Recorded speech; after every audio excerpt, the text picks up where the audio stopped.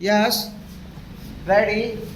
start. Sir, we read some very clear messages emerging out of these election results, and some of these messages that we can read very clearly are at the electorate of this country is conscious of the fact that we live in an era of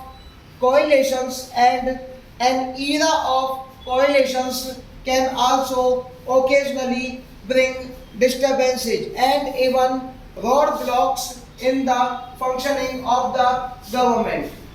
Perhaps one of the great motivating factors to the Indian voter was a great desire for political stability, and therefore the electorate pursued by that desire gave to the Congress party over 200 seats. Let them therefore be very conscious of this fact that 206 seats in parliament are not akin to 403 seats in parliament that they got in 1984, and therefore the number in which they have to conduct themselves must also be conditioned by this fact. The electorate did want political stability, and therefore in the last 5 years which we found the government lacking on several fronts, it may not been as an endorsement by the voter of India of areas where the government was found to be wanting.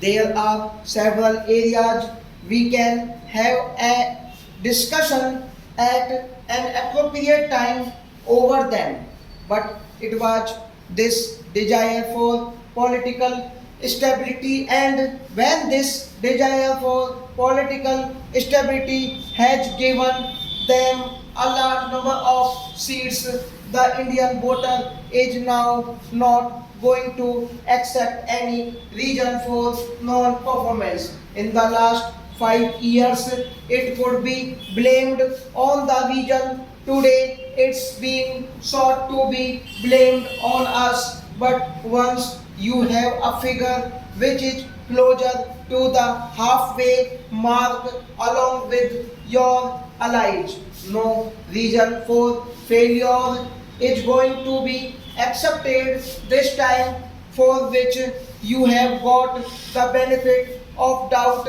in the last 5 years. At the same time, the Indian voters have shown an immense amount of maturity, but even when we were losing in a large number of states where the Congress parties have performed well, those non-Congress parties, including my own party, your allies in several states, some others who have moved away from us, either got an overwhelmingly large number of states. In those states, or in some states at least, got an absolute number of seats, and therefore this is a clear mandate as of the electorate as we understand it today. I also do understand that the mandate today is also a representative of an aspirational in India. People want India to grow, but we are cautious of the fact that when they want India to grow, this growth is at two levels strong.